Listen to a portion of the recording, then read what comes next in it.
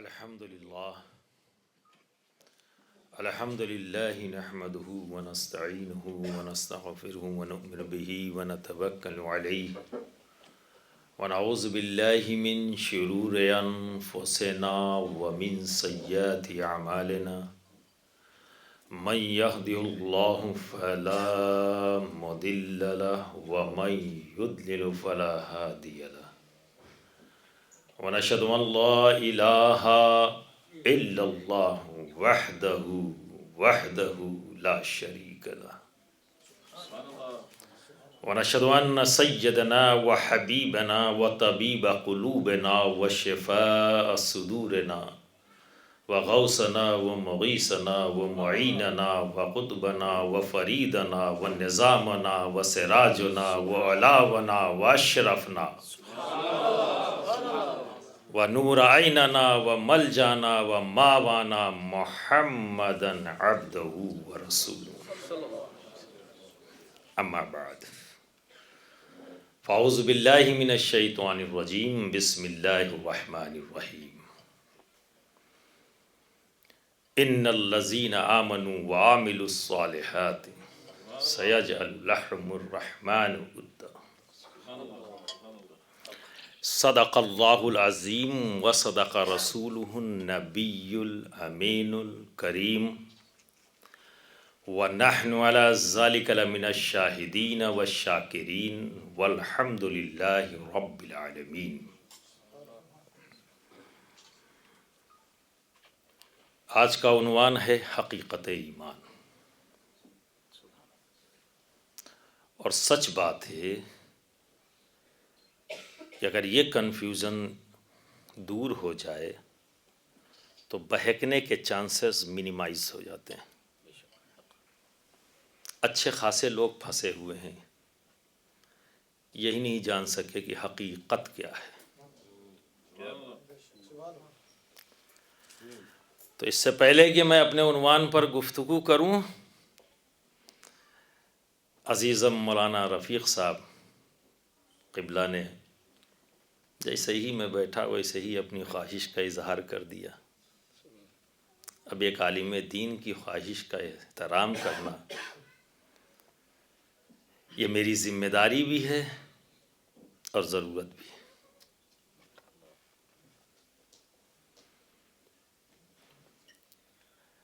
اسی لیے یہ بات آپ سے کہا کہ آپ کے ذہن میں بیٹھ جائے کہ چند باتیں جان لینے کے بعد بہت سے لوگوں کے ذہن میں یہ فتنہ پیدا ہو جاتا ہے، اب ہمیں ضرورت نہیں ہے علماء کے احترام کی اور ان کے سے محبت کی۔ ضرورت ہمیشہ رہے گی۔ آپ عوام میں ہیں، وہ عالم ہیں، یہ ڈیفرنس تو رہے گا ہی رہے گا، ٹھیک ہے نا؟ حبیب اللہ تلاوت کردہ آیت کریمہ، پہلا لفظ انا۔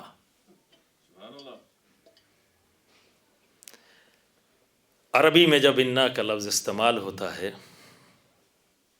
علماء تو جانتے ہیں، آپ کو بتانا مقصود ہے، تو مقصد ہے انڈاؤٹیڈ، کوئی شک کوئی شبہ نہیں۔ جو بات کہہ رہا ہے رب، پہلے ہی تمہید بھی باندھ دی، جو میں کہہ رہا ہوں اس میں کوئی شک اور شبہ نہیں۔ تو اللہ کچھ بھی فرمائے اس میں شک اور شبہ کیسا؟ کچھ بھی کہے ماننا ہی ماننا ہے، لیکن تیور دیکھو، پہلے ہی تمہید باندھی، کوئی شک اور شبہ نہیں۔ کس بات میں؟ جو ایمان لائے اور نیک عمل کرتے ہیں، ان قریب رحمان محبت عطا کر دے گا۔ اب اسے اور آسانی سے سمجھے، سیدھا سادہ ترجمہ جو میں نے پیش کر دیا، اس انداز سے بھی کہہ سکتے کہ جن کا ایمان اور جن کا عمل بارگاہ خداوندی میں مقبول ہوتا ہے وہی اہل محبت ہیں۔ سبحان اللہ۔ کون ہے اہل محبت؟ کس کے قلب میں محبت ہے؟ کہ جس کا ایمان اور عمل دونوں بارگاہ خداوندی میں مقبول ہو۔ 3 باتیں کہی گئی: ایمان، عمل، یہ شرط ہے، کنڈیشن۔ اس بات میں کوئی شک شبہ نہیں، پہلے ہی تمہید باندھ دی گئی۔ جو بات کہی جا رہی اس میں کوئی شک، کوئی ڈاؤٹ نہیں۔ کس بات میں؟ ایمان اور عمل، یعنی ایمان لائے اور عمل کرتے ہو تو رزلٹ اللہ کیا دے گا؟ محبت۔ رزلٹ کیا ملے گا؟ محبت۔ کنڈیشن کیا ہے؟ ایمان اور عمل۔ اب اندازہ کرو محبت کتنا قیمتی ہے، کتنی قیمتی شے ہے یہ محبت، جسے ہم نے بڑی آسانی سے چھوڑ دیا۔ آج وسائل کی دنیا پر جب نگاہ ڈالو، اس میں کچھ بزرگ بھی بیٹھے ہیں، نوجوانوں نے تو وہ وقت نہیں دیکھا، لیکن جو بزرگ بیٹھے ہیں انہوں نے وہ وقت دیکھا ہوگا، تھوڑا ہی سا صحیح پر دیکھا ضرور ہوگا۔ کمیوں کا دور تھا، وہ فراوانی نہیں تھی کہ روزانہ پہننے کے لیے کپڑے ہوں۔ بعض لوگ پورے سال کے لیے 10-12 جوڑے میں کام چلاتے تھے، آج ہر دن پہننے کے لیے ہیں، وسائل بڑھے۔ تاریخ کی کتابوں میں آج بھی محفوظ ہے وہ وقت کہ پہلے لوگوں کی موتیں ہوتی تھیں تو اس میں یہ بھی لکھا گیا کہ بھوک مری سے موت ہو گئی، کھانا نہیں ملا اس لیے مر گئے۔ ابھی بھی دنیا کے بہت سے ملکوں میں ایسے حادثات ہوتے ہیں جنہیں آپ میڈیا کے ذریعے آپ تک بھی وہ بات پہنچتی ہے، جس میں صومالیہ وغیرہ جو ملک بھی ڈسٹرب ہو جاتا ہے وہاں اس طرح کے حالات ہوتے ہیں۔ تو پہلے کے دور میں اس کی کمی تھی، لوگ بھوک سے مرتے تھے، آج کھا کھا کے مر رہے ہیں۔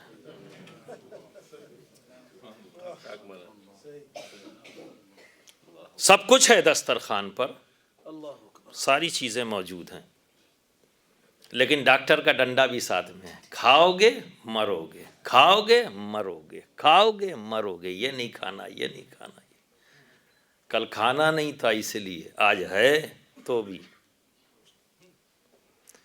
کہنے کا مقصد یہ ہے کہ کل ہماری زندگی کی جو ضروریات تھیں اس میں کمی تھی، فراوانی نہیں تھی، لیکن ہم ایک دوسرے کے قریب تھے۔ آج زندگی کی ساری ضرورتیں ہمارے پاس ہماری ضرورت کے مطابق موجود ہے، سب کچھ ہے ہمارے پاس، پر ہم ایک دوسرے سے جدا جدا ہیں۔ کل دور رہتے ہوئے بھی ایک دوسرے سے محبت کرتے تھے، آج قریب رہ کے بھی محبت نہیں کر پا رہے۔ تو کچھ تو ہے جو ہم سے ہٹا ہے۔ یہ قریب رہ کے کیوں محبت نہیں، دور رہ کے کیوں محبت ہے، تو یہ محرومی کیوں ہے، سوچنا پڑے گا۔ تو جواب مل گیا، اللہ اسے محبت دیتا ہے جس کے پاس ایمان ہو اور عمل ہو۔ محبت چھین لی رب نے تو اب سوچنا پڑے گا کہ ہمارے ایمان میں اور ہمارے عمل میں کہاں کس طرح کمی ہو رہی ہے۔ اگر ہم آج جدا جدا ہیں، الگ الگ بن کر کھڑے ہو گئے، الگ الگ پہچان لے کر کھڑے ہو گئے اور فائٹ کر رہے ہیں، تو یہ فائٹ کیوں ہے؟ اس کا ریزن صرف ایک ہے کہ محبت ختم ہو رہی ہے۔ آج بیٹے کے دل میں باپ کی محبت نہیں، اس لیے اسے ایک لمحہ بھی نہیں لگتا باپ کو چھوڑنے میں، ماں کو چھوڑنے میں، ایک بار بھی نہیں سوچتا کہ میں کسے چھوڑنے جا رہا ہوں۔ کیوں؟ کیونکہ محبت کی کمی ہے۔ میرا ماننا یہی ہے، وہ عمل اسی لیے ہے کہ اس کے دل میں محبت نہیں۔ محبت ہوگی تو رکے گا، یاد آئے گے وہ سارے احسانات، وہ ساری باتیں۔ تو دن بدن کمی ہوتی جا رہی ہے۔ ریزن یہ ہے کہ جب خود رب فرما رہا ہے، جب شرط لگا دی ایمان اور عمل کی اس کے بعد محبت عطا کرے گا. آج دین سے محبت نہیں، آج نبی کی ذات اور صفات پر شکوک و شبہات. برا نہیں لگتا، لوگ آرام سے سنتے ہیں. ہاں اگر کسی نے دور سے آ کر کہہ دیا، چوتھے آدمی نے، کہ تم کو فلاں برا کہہ رہا تھا، وہ کون ہوتا ہے مجھے برا کہنے والا؟ اس میں تو یہ عیب ہیں، اس میں تحقیق نہیں ہے. اتنا برا لگ گیا کہ تحقیق کی بھی ضرورت نہیں کہ اس نے کہا ہے یا نہیں کہا. اور اگر غلطی سے پوچھ لیا کس نے کہا، کہ نا میرا ایک دوست تھا. اب کوئی ضدی آدمیوں کو چلو پتا کرتا ہوں کون ہے. کہا کس نے کہا؟ کہ میرے دوست نے. کون سا دوست؟ کہ فلاں. اس کے پاس گیا، تم نے بھائی یہ بات میرے بارے میں کہی؟ نہیں میں نے نہیں کہی، فلاں نے کہا. 4 آدمی تلاش کرو تو 5واں جا کے ملے. وہ کہے گا میں نے، مجھ سے تو کوئی بات ہی نہیں ہوئی، نہ میں نے کسی سے کچھ کہا ہے، یار بلا وجہ میرا نام چلایا. تو کوئی ضدی ہو، کسی کو فکر ہو تو اتنا کرے گا، اتنی محنت. ورنہ سنا اور سنانا شروع. اب آج کل تو لوگ بڑی آسانی سے خبریں پھیلاتے ہیں، کہتے ہیں میں نے سنا ہے، اور جب پوچھو کس سے، کہ نہیں یہ یاد نہیں. ہمیں بات یاد ہے، کہنے والا یاد نہیں. کیا بیوقوف بنا رہے ہو؟ یہ ابلیس کا سبق کیوں یاد کر رہے ہو؟ جب تم یہ کہہ سکتے ہو کہ میں نے سنا ہے تو بات تمہیں یاد رہ گئی، ذات یاد نہیں رہی. جب پوچھ لو کس نے کہا، یار یہ یاد نہیں پڑ رہا کس نے کہا تھا. تو ذات کو یاد رکھنا آسان ہے یا بات کو یاد رکھنا؟ تو خود بخود خود ہی سوچتے ہیں، خود ہی سنا دیتے ہیں. اور بہترین بہانہ ہے میں نے سنا ہے تاکہ میں نہ پھنسوں. بچ گئے ہو تو بتاؤ. ارے ایک بندہ نہ جان سکا، کیا فرق پڑتا ہے؟ جسے جاننا ہے اسے تو پتا ہے. جو گرفت کرے گا اسے تو پتا ہے، جو سزا دے گا اسے تو پتا ہے، جو جزا دے گا اسے تو پتا ہے. اس سے کیسے چھپا سکتے ہو؟ تو مجھے دھوکہ نہیں دیا، اپنے آپ کو دھوکہ دیا.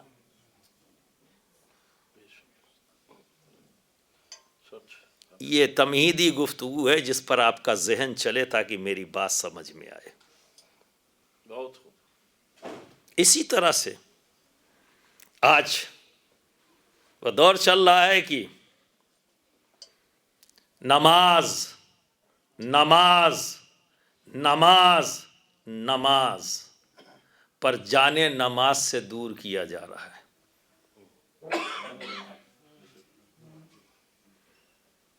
روزہ روزہ روزہ عمل کی بات ہو رہی، پر جو اس کی جان ہے، روح ہے، اس ذات کے تعلق سے کنفیوز کیا جا رہا ہے. تو ہم یہاں سمجھنے کے لیے اکٹھا ہوئے ایمان کیا ہے. 2 لفظوں کو اپنے ذہن میں محفوظ کر لیجئے، آسانی ہوگی سمجھنے میں. ایک ہے حقیقت اور ایک ہے علامت. 2 لفظوں کو رکھیں ذہن میں. کیا ہے؟ حقیقت اور علامت. آپ کا پورا ملک گرین ہے، جدھر نگاہ اٹھاؤ ادھر ہریالی ہے، پیڑ پودے ہے نا.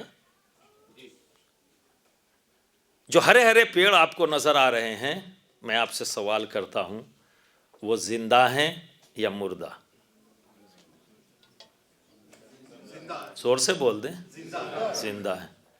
کیا کسی پیڑ نے آپ کے کان میں آ کے کہا کہ میں زندہ ہوں؟ پھر آپ نے کیسے جانا کہ یہ زندہ ہے؟ کسی نے کہا نہیں نا. پھر آپ کیسے کہہ سکتے ہو کہ وہ زندہ ہے؟ بتائیں، تھوڑا سا مدد کریں میری. دکھائی دے رہا ہے. کیا دکھائی دے رہا ہے؟ ہریالی. اب آپ نے جو ڈیفینیشن پیش کی کہ جو پیڑ ہرا ہے وہ زندہ ہے، یہ آپ کی ڈیفینیشن ہے دی ہوئی.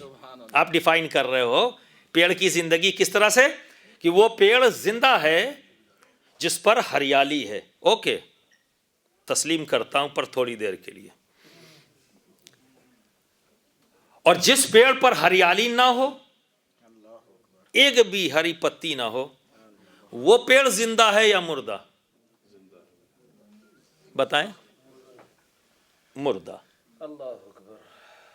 اس پہ رکے رہیں گے نا؟ بدلیں گے تو نہیں؟ پر سنی ہو ضد نہیں کرتا، سنی تسلیم کر لیتا ہے اگر کچھ سے غلطی ہو جائے. ہاں، سنی ضد نہیں کرتا. تو اب کیا ڈیفینیشن آئی زندگی اور موت کی پیڑ کے تعلق سے؟ جو پیڑ ہرا بھرا ہے وہ آپ کے مطابق زندہ، اور جس پیڑ پر ہریالی نہیں آپ کے مطابق وہ مردہ. ٹھیک ہے؟ میں نے صحیح سمجھا ہے نا آپ کا جواب؟ ٹھیک.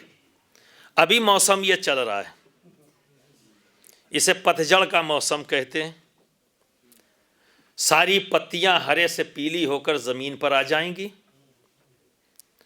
اور کنڈیشن یہ ہوگی کہ برف باری سے پہلے، اسنو فالنگ سے پہلے پیڑ پر ایک پتی نہیں ہوگی، ایک بھی ہری پتی نہیں، نہ پیلی نہ نیلی، کوئی پتی نہیں. پورا پیڑ ننگا ہے، پتی ہے ہی نہیں. اب ایسے پیڑ کو آپ زندہ کہو گے یا مردہ؟ پتی نہیں ہے، زندہ. تو اب آپ کی ڈیفینیشن تو غلط ہو گئی. آپ نے کہا ہریالی ہے تو زندہ، ہریالی نہیں ہے تو مردہ. تو کنفیوژن تو ہو سکتا ہے، علم میں کمی ہو سکتی ہے، علم ناقص ہو سکتا ہے. اسی لیے کہا کہ ضد نہیں کرنا ہے. سب سے پہلے جب کوئی بات سمجھ میں نہ آئے پر بات بڑے کی ہو تو ضروری نہیں ہے کہ انگلی اٹھاؤ، زبان چلاؤ، خاموشی اختیار کر لو، یہ مانتے ہوئے کہ میرا علم میں نقص ہے، ناقص علم ہے، میرے پاس کم علم ہے، میں جواب تلاش نہیں کر پا رہا ہوں. تو تلاش کرو اپنے رب کی بارگاہ میں، دعا کرو، اے پروردگار عالم میں یہ بات سمجھ نہیں سکا، مولا اپنے اس بندے سے میری ملاقات کرا دے جو میرے سوال کا جواب دے دے. سبحان اللہ. تو راستہ نکل آئے گا. لیکن اگر آپ نے اعتراض شروع کر دیا، انگلیاں اٹھانا شروع کر دیا، تو ابھی دیکھیے آپ زندگی اور موت کے اس فارمولے کو سمجھ نہ سکے، غلط ثابت ہوئے. اگر آپ کے ڈیفینیشن کے مطابق میں چلوں تو موسم بہار کے تمام پیڑ زندہ ہیں، پر آپ ضد کرو گے نہیں یہ مردہ ہیں، یہ مردہ ہیں، یہ مردہ ہیں، چلاتے رہو گے.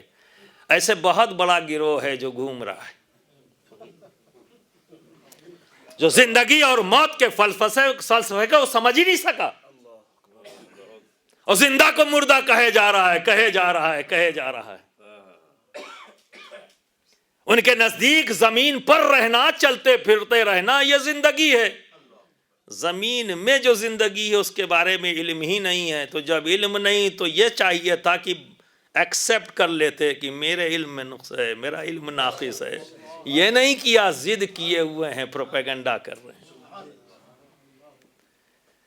تو یہ ہریالی پیڑ کی اب کانسیپٹ کلیئر ہو گیا کہ یہ زندگی کی وہ نہیں ہے حقیقت. کیا؟ ہریالی. تو پھر کسی پیڑ کی زندگی کی حقیقت ہے کیا؟ اور یہ جو ہریالی ہے وہ یہ کیا ہے؟ تو پیڑ پر ہریالی یہ اس کی زندگی کی علامت ہے، پر حقیقت نہیں. اور علامت کبھی ظاہر ہوتی ہے، کبھی نہیں. لیکن یہ امپاسبل نہیں ہے کہ نہیں ہوگی. آج نہیں ہے تو کل ہوگی، کل نہیں ہے تو پرسوں ہوگی. اگر حقیقت سے واسطہ ہے تو علامت بھی ظاہر ہوگی، وقفہ لگ سکتا ہے. تو اس پیڑ کی ہریالی علامت. تو پھر زندگی کی حقیقت کیا ہے؟ تو زندگی کی حقیقت اس کی جڑ ہے. کیا ہے اس کی زندگی کی حقیقت؟ جڑ. جب تک تنے کا تعلق جڑ سے رہے گا علامت بھی ظاہر ہوں گی، شاخیں بھی نکلیں گی، پتیاں بھی نکلیں گی، پھل بھی لگیں گے. کب تک؟ جب تک تنے کا تعلق جڑ سے ہے.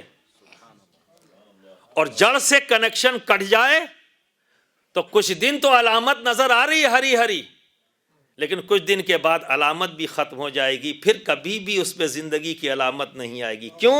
کیونکہ حقیقت سے کٹ گیا۔ اور جتنا مضبوط تعلق تنا اپنی جڑ سے رکھے گا اتنا ہی ہریالی ہوگی، اتنی ہی بہتر انداز میں اس پہ علامت ظاہر ہوگی، جتنا مضبوط کنیکشن۔ بعض ٹائم ایسے بھی پیڑ ہوتے ہیں کہ آدھے سوکھے آدھے ہرے، جو سوکھ گیا آدھا اس کا جڑ کنیکشن ختم ہو گیا، جس کا ہے وہ ہرا ہے۔ ایک ہی پیڑ میں دو کنڈیشن نظر آتی۔ تو حقیقت، جڑ۔ اب یہاں پر بات آئی ایمان کی۔ اب یہاں سوال پیدا ہوتا ہے کہ ایمان کی حقیقت کیا ہے؟ سمجھ گئے نا حقیقت اور علامت کو؟ تو ایمان کی حقیقت کیا ہے؟ نماز، روزہ، حج، زکوٰۃ، کیا یہ حقیقت ایمان ہے؟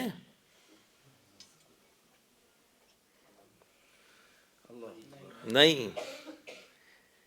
یہ نماز، یہ روزہ، حج، زکوٰۃ، تمام عمل صالح یہ ایمان کی حقیقت نہیں، یہ علامت ایمان ہے۔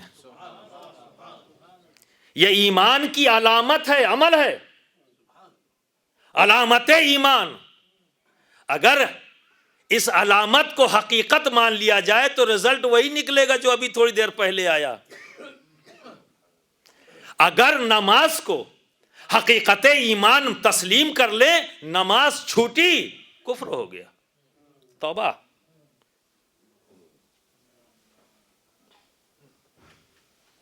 تو نماز، روزہ، حج، زکوٰۃ علامت ایمان۔ تو پھر حقیقت ایمان کیا ہے؟ اور جب تک حقیقت سے کنیکشن نہیں ہوگا، علامت بھی سبحان اللہ، اور ہریالی وہیں آتی ہے جس کا تعلق مضبوط ہو۔ کس سے؟ حقیقت سے۔ اب دیکھو، علامت پر سمجھ لو، یہ مسجد ہے۔ اب یہاں آنے جانے والوں کو آپ کیا کہو گے؟ جو مسجد میں آتا ہے وہ کون ہوتا ہے؟ نمازی۔ نمازی کون ہوتا ہے؟ مسلمان۔ تو مسجد میں آنے جانے والے کو آپ نے کیا کہہ دیا؟ مسلمان۔ اس کا رائٹ ہو گیا مسجد میں آنے کا اور یہ کہلوانے کا کہ میں مسلمان ہوں، آپ کی ڈیفینیشن کے مطابق، کہ مسجد میں جو آیا اور گیا، جس نے سجدے کیے، نمازیں پڑھیں، وہ کون؟ مسلمان۔ ٹھیک ہے، اب بتائیے آپ کی بات مانوں یا نبی کی؟ کس کی ماننی ہے؟ کسی عالم کی ماننی ہے یا نبی کی؟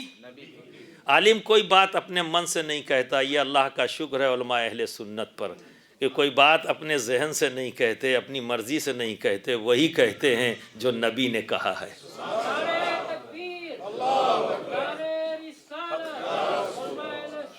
لیکن اگر کوئی عالم بھی اپنی مرضی سے کوئی بات کہے گا تو نہیں مانوں گا، مانوں گا وہی جو نبی نے کہا ہے۔ ٹھیک ہے نا؟ تو نبی کی مسجد ہے، مسجد نبوی۔ مسجد کون سی؟ مسجد نبوی۔ اب آپ اندازہ لگائیے، عام مسجدوں میں آنے جانے والے آپ کے ذہن کے اندر، آپ کے ڈیفینیشن کے مطابق وہ مسلمان ہے، تو مسجد نبوی میں جانے والا ہے نا؟ اچھا، آج کل عبادت بھی لوگ کیلکولیٹر لے کے کرتے ہیں، کہ دیکھو حج کرنے جاؤ، حرم شریف میں جب پڑھو گے 1,00,000 اور مدینہ منورہ میں 50,000، ہاف۔ کیلکولیٹر لے کے اتنی نماز پڑھی تو اتنے لاکھ ہو گئی ہے، ہاں اتنے نا، اتنا ہو گیا۔ یہ بھی یاد رکھو کہ ایک بار چوکو گے تو ایک ہی واپس۔ اگر دن بھر میں 10 نیکیاں کی تو 10 لاکھ 10 جہاں چوک گئے تو -0. رزلٹ کیا ہے؟ 0. آپ کیلکولیٹر ہی میں سمجھیں. اگر نکل گئے تو 10 مل گئی اور چوک گئے تو 10 لوٹ کے آئے تو رزلٹ 0. اور مدینے میں ملی 50. ٹھیک ہے، 10 نیکی کیا تو کتنے ہوا؟ 5 لاکھ. ٹھیک ہے، اور 10 جہاں چوک گئے تو کھاتے میں سے مائنس کتنا ہوا؟ اونلی 10. ابھی بھی ہے ہمارے پاس. اور 10 مکہ میں کیا اور 10 چوک گئے تو رزلٹ 0. کیونکہ میرا رب قہار ہے. وہاں جتنا کرو گے اتنا، جتنا چوکو گے اتنا ہی غائب. لیکن مدینہ اس کے حبیب کا در ہے، دیتا زیادہ ہے لیتا کم ہے. کیلکولیٹر لے کر پھر بھی بہت سے لوگ کہتے ہیں کیا فائدہ. سمجھتے جاؤ کہ تمہارا فائدہ کیا ہے. کیلکولیٹر لے کے جو ہیں ان کو بھی بتا دیا، ذہن میں رکھیں. تو دوستو، مسجد کس کی؟ نبی کی.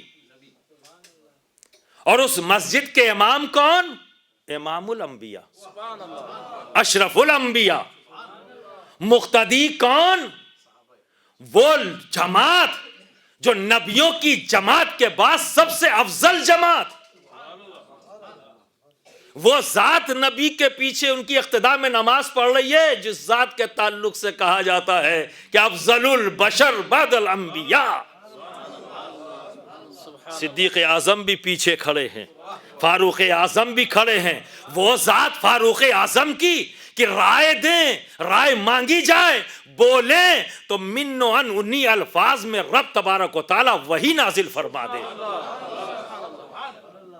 حضرت عثمان غنی جس سے فرشتے بھی حیا کریں، وہ علی دوستو کہ جسے اللہ کے حبیب نے کیا فرما دیا؟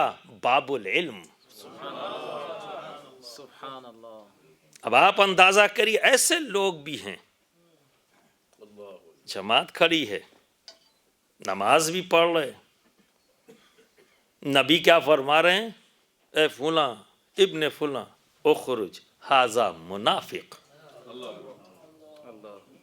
او واٹ از دا میٹر؟ نماز پڑھنے آیا ہے، مسجد میں ہے، اور نکال کون رہا ہے؟ نبی، کوئی اور نہیں، نبی.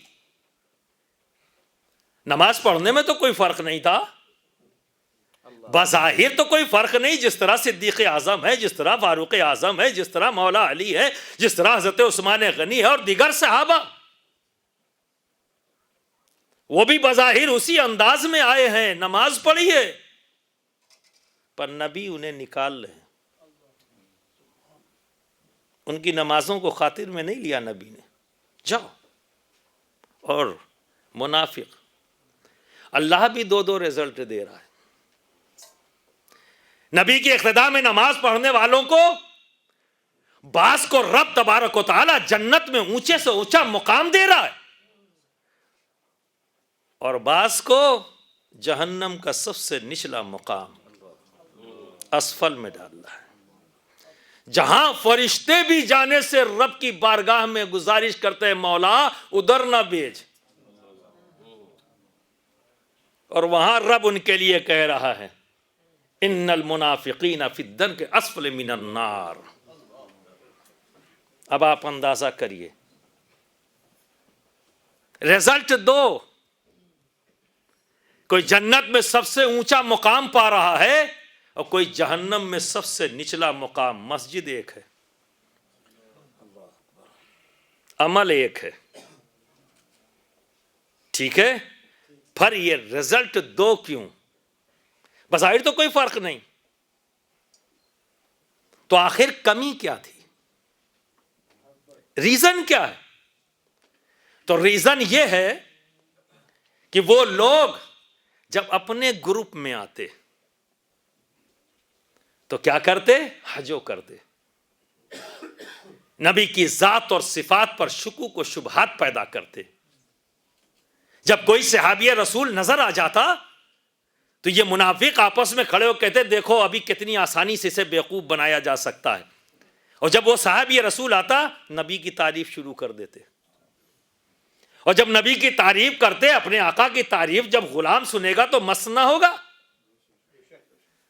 اس کے جذبات بھڑکیں گے نہیں, بھڑک گئے جذبات, مست ہو گیا.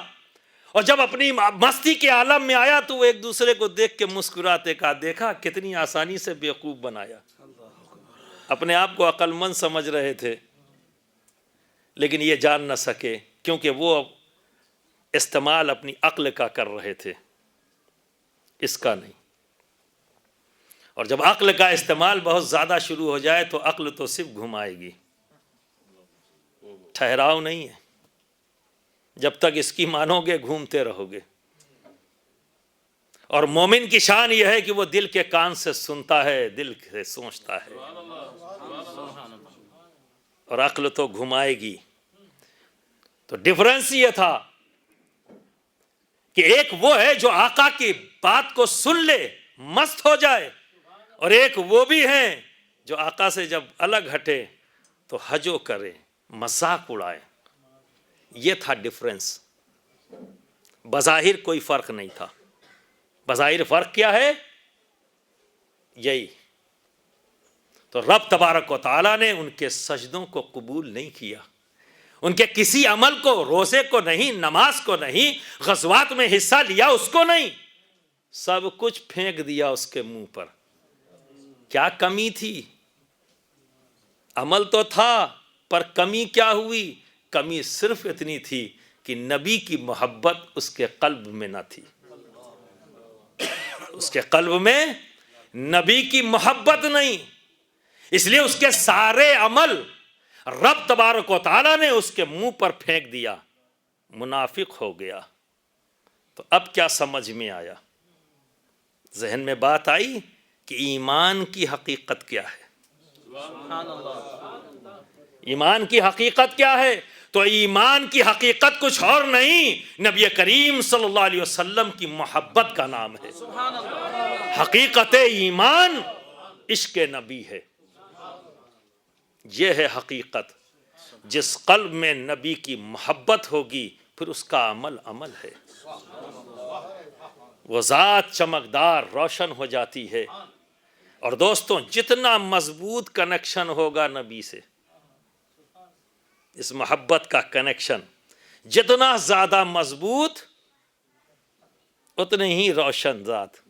جیسا کہ میں نے آپ کو مثال صرف اسی لیے دیا تھا پیڑ کی کہ آپ سمجھ سکیں کہ جتنا مضبوط کنیکشن جڑ سے ہوتا ہے وہ پیڑ اتنا ہی تناور ہوتا ہے, اتنی ہی زیادہ اس میں شاخیں ہوتی ہیں, اتنی ہی زیادہ اس میں ہریالی ہوتی ہے.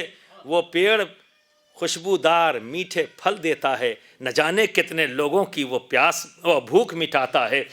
دھوپ کی تپش سے نہ جانے کتنے لوگوں کو ٹھنڈی ہوا دے کر بچاتا ہے, نہ جانے کتنے پرندوں کا وہ نشیمن بن جاتا ہے, گھر بن جاتا ہے. لیکن جس پیڑ کا کنیکشن اپنی حقیقت سے کٹ جائے یعنی جڑ سے کٹ جائے تو ایک چھوٹی سی چڑیا بھی اس پیڑ پر بیٹھنا پسند نہیں کرتی. وہ ایک چھوٹی سی چڑیا کو بھی فائدہ نہیں پہنچا سکتا. تو ایسا پیڑ کیا ہوتا ہے؟ جلتا ہے یا جلاتا ہے. کیا کرتا ہے؟ یا تو جلے گا یا جلائے گا. پورا پورا جنگل جلا دیتا ہے ایسا پیڑ. ٹھیک ہے, تو جس کا کنیکشن اپنی حقیقت سے نہیں ہوگا تو پھر ایسی ذات بھی ایک ہی کام کر پاتی ہے, جلتی ہے یا جلاتی ہے. خود تکلیف میں ہے, جو بھی اس کے قریب آیا وہ بھی تکلیف میں آ گیا. جس کے قلب میں نبی کی محبت نہیں وہ ذات ایسی ہے جیسے گیلی لکڑی میں آگ لگا دو, نہ جلے نہ بجھے, دھواں ہی دھواں. جو قریب آیا وہ بھی روئے گا.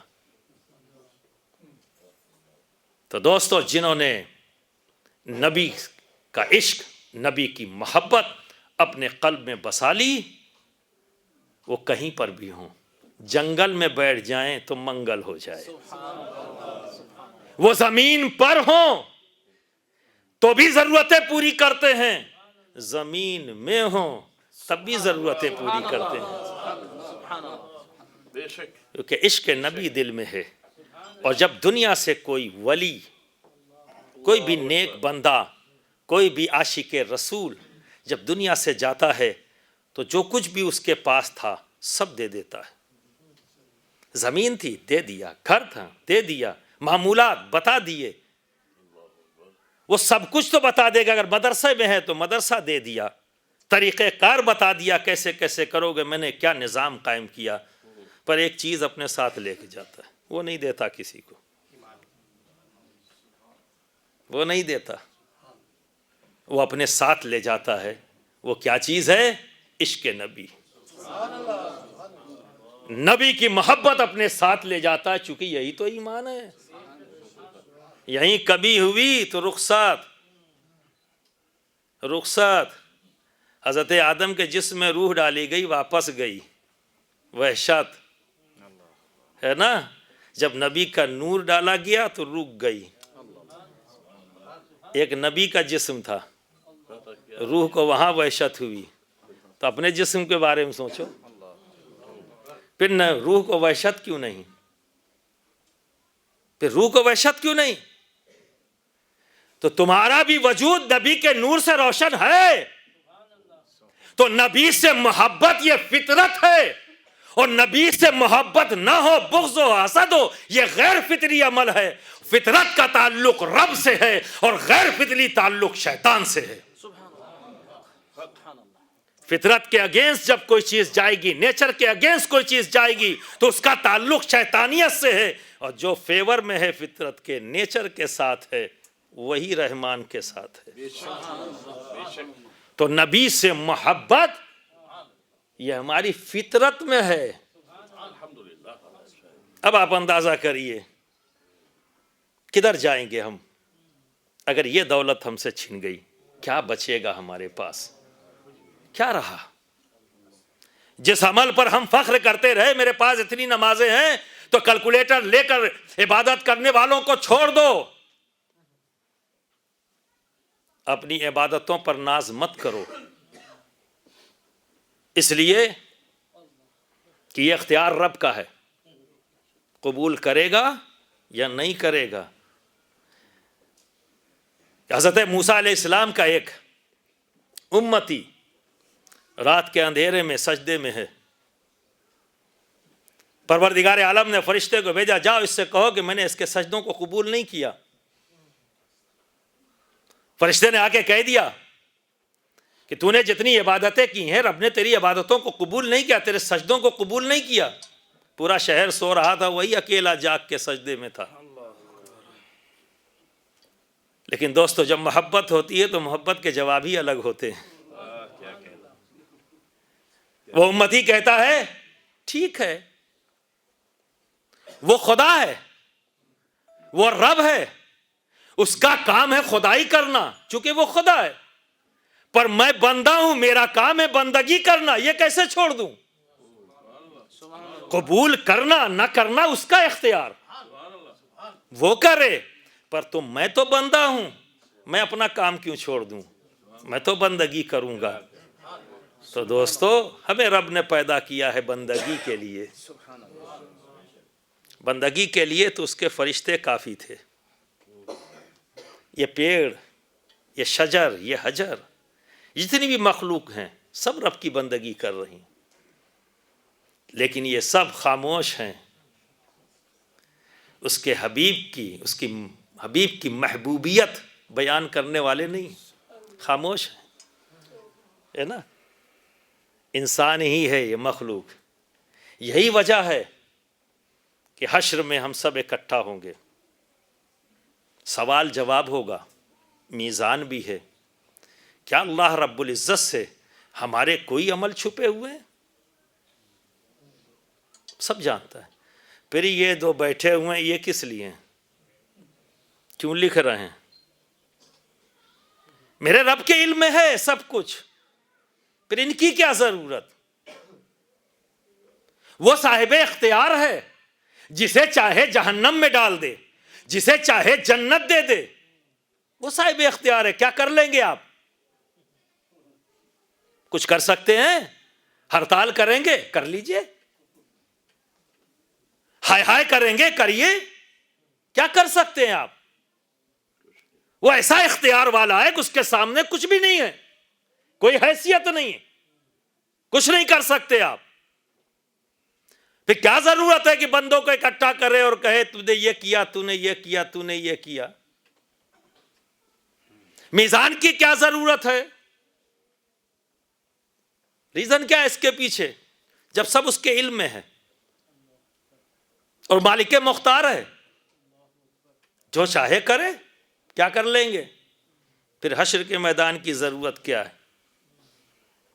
تو دوستو, حشر بپا کرے گا میرا رب. سوال جواب نہیں ہے, بتائے گا. یہ تو بہانے ہیں. بتائے گا کہ اے میرے بندوں, دیکھو میرے حبیب کو کہ اس کی میری بارگاہ میں کتنی بلندی ہے. جس کے لیے یہ شفاعت کر دے گا اسے بخش دوں گا, اسے معاف کر دوں گا.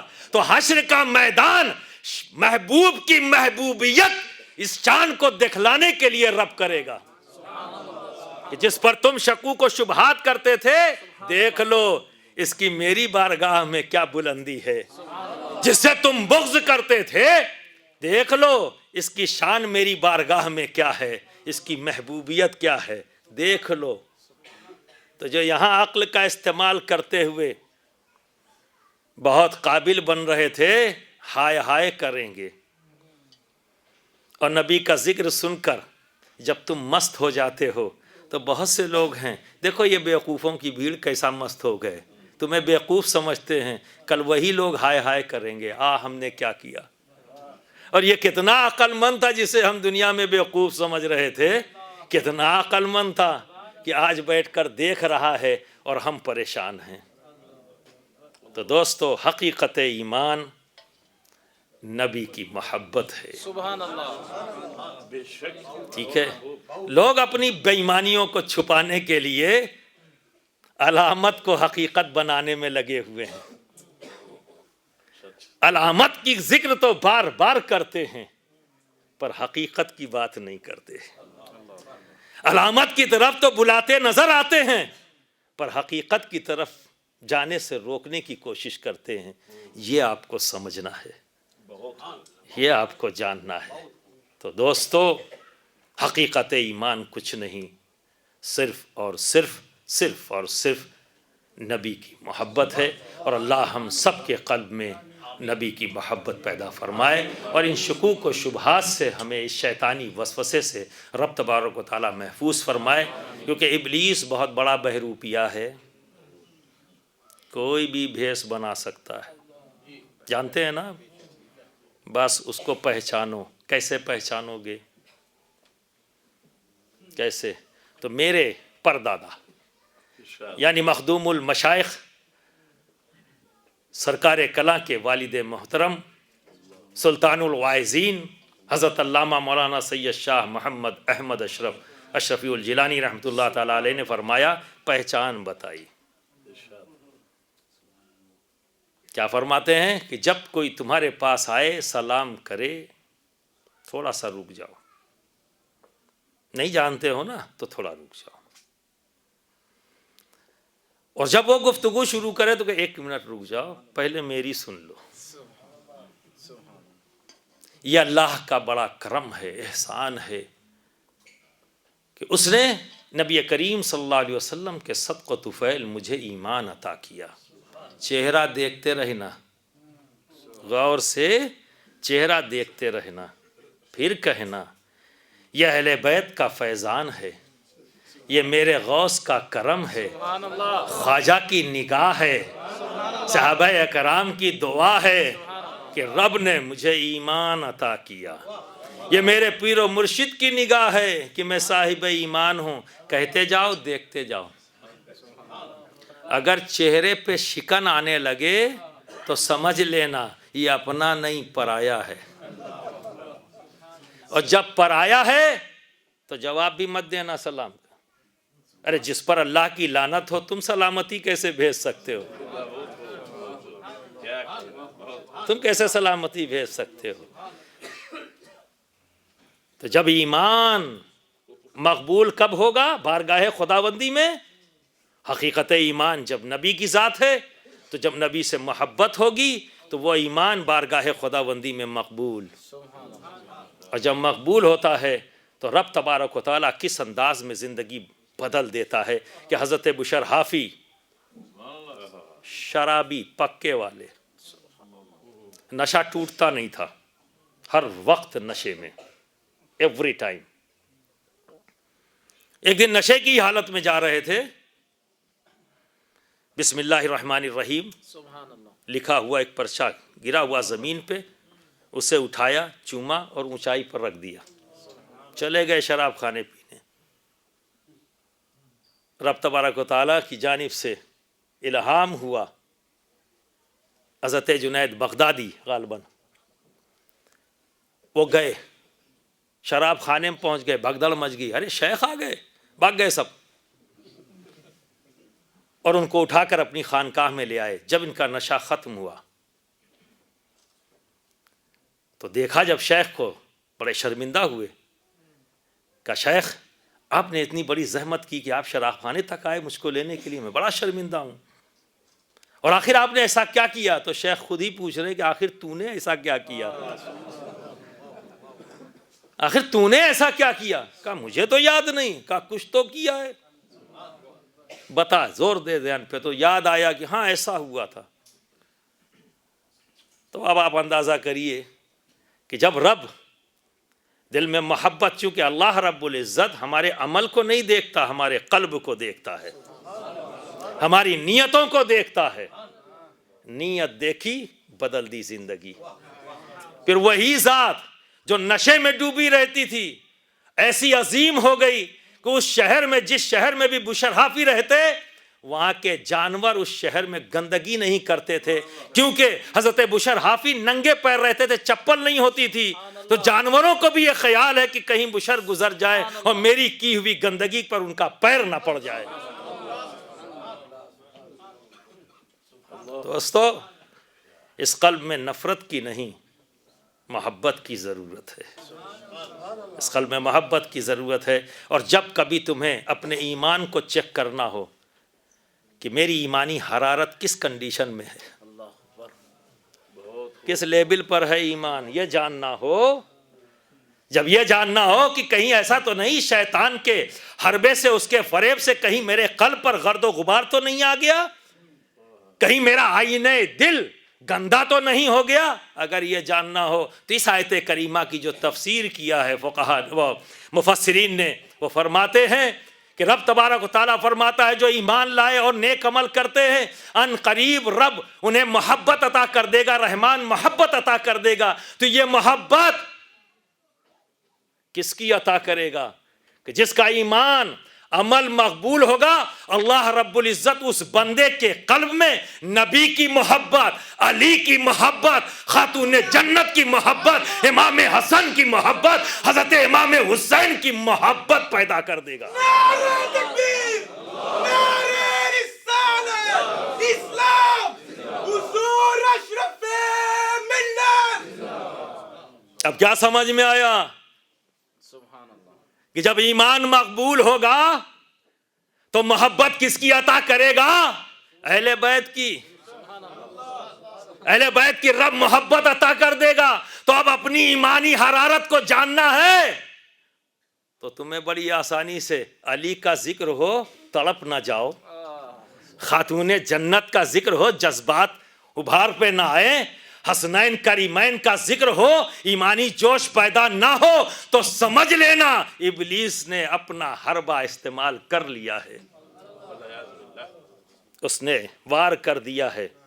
تو اس وار کو کاٹنے کے لیے ذکر کی محفل آپ کے شہر میں علماء منعقد کرتے ہیں، ہوتی ہے نا، جہاں جہاں ذکر ہوتا ہے تو وہاں جاؤ، لا الہ الا اللہ کی ضرب سے اس قلب پر آئے ہوئے گرد و غبار کو صاف کر دو، اس دل کو آئینہ بنا لو، اس دل کو صاف ستھرا کر لو، پاک کر لو، لا الہ الا اللہ کی ضرب سے، الا اللہ کی ضرب سے، اللہ کی ضرب سے، حق ہو کی ضرب سے اس قلب کو صاف کر دو، تاکہ رب اس قلب میں حسنین کی محبت پیدا کر دے، اس قلب میں علی کی محبت پیدا کر دے، اس قلب میں خاتون جنت کی محبت پیدا کر دے، اس قلب میں نبی کی محبت پیدا کر دے۔ اور حقیقت سے جتنا جڑتے جاؤ گے اتنے ہی فائدے مند ہوتے جاؤ گے۔ تمہاری ذات وہ ذات بن جائے گی کہ جو تمہارے قریب بیٹھ جائے اسے سکون ملے، تم جہاں بیٹھ جاؤ شیطان بھاگے انسان آوے، شیطان بھاگے گا انسان آوے گا، ٹھیک ہے نا؟ یہ ممکن ہے، ناممکن نہیں، کہ اللہ کے بہت سے بندوں نے اس کی مثالیں قائم کی ہے، ٹھیک ہے نا؟ تو انشاءاللہ تبارک تعالیٰ اگلی گفتگو نور الاسلام میں اسی بات کو اور آگے بڑھاؤں گا۔ اللہ ہم سب کے قلب میں نبی کی محبت پیدا فرمائے۔ وآخر دعوانا ان الحمدللہ رب العالمین۔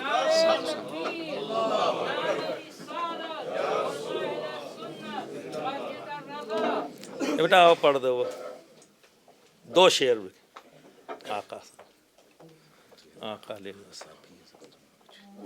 ہاں،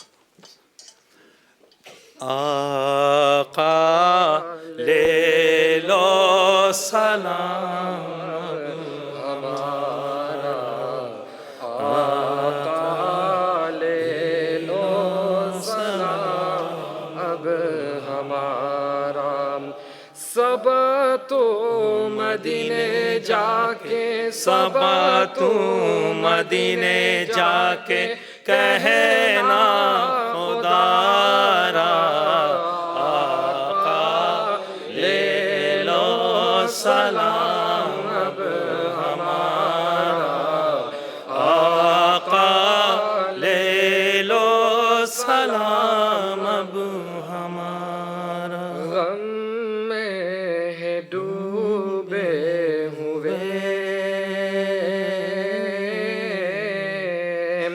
ظلموں سے ٹوٹے ہوئے،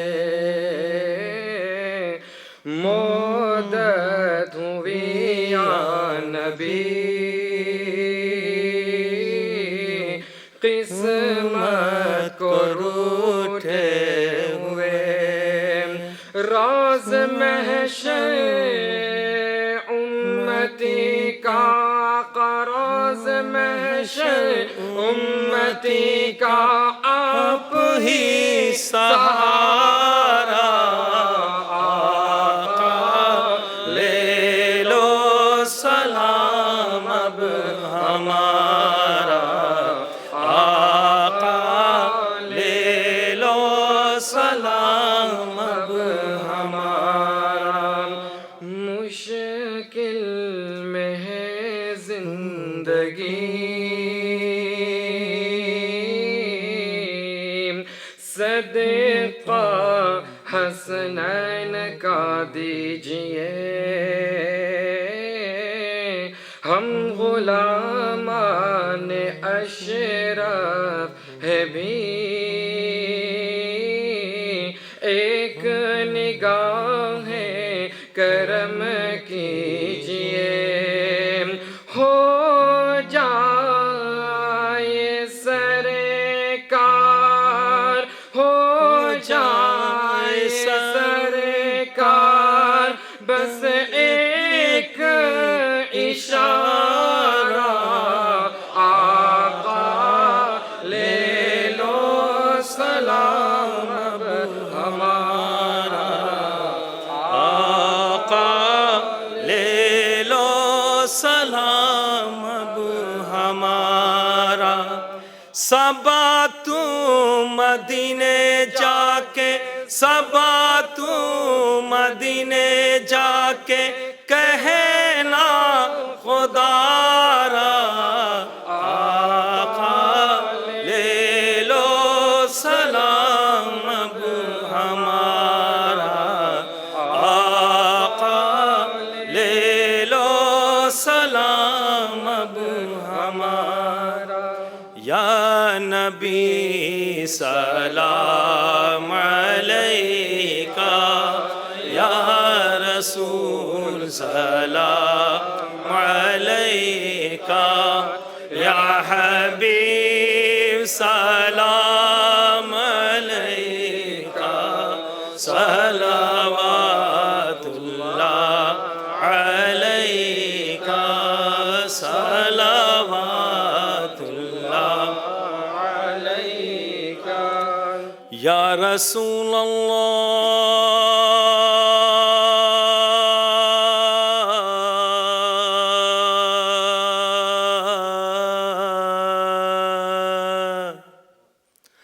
حشر میں ہوں چاپ کیا نا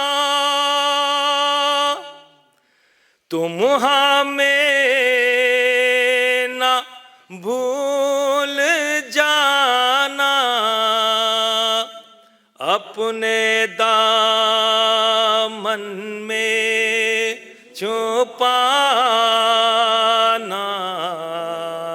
سب کو دوزخ سے بچانا یا نبی سلام علیکہ یا رسول سلام علیکہ یا حبیب سلام علیکہ صلوات اللہ علیکہ صلوات اللہ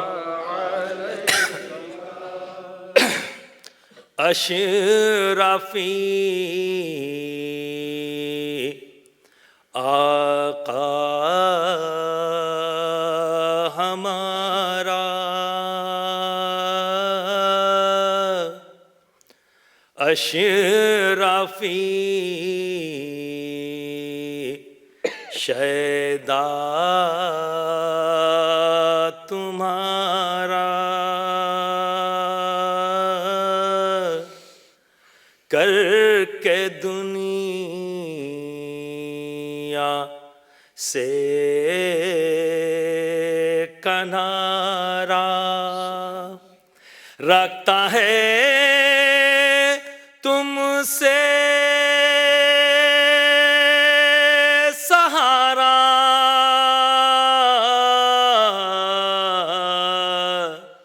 لو سلام اب تو ہمارا یا نبی سلام علیکہ یا رسول سلام علیکہ یا حبیب سلام علیکہ سلام